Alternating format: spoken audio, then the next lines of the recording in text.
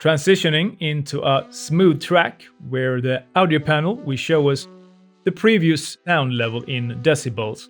Keeping within the green is a good indicator normally for normal levels.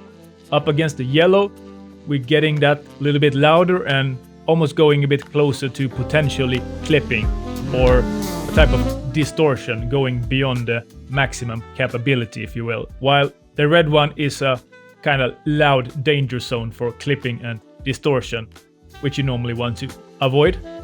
These three controllers let us adjust both the stereo channels together and temporarily increasing the preview audio up to 12 decibel or down to -12 decibel. You can do it separately as well. Control the left channel by itself and the right channel solo.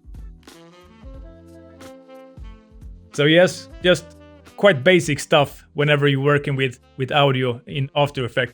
But at the same time, it's probably not the first choice or your first cup of tea, if you will, to actually be doing your audio inside After Effects. But it's just a little nice extra to actually have there if needed.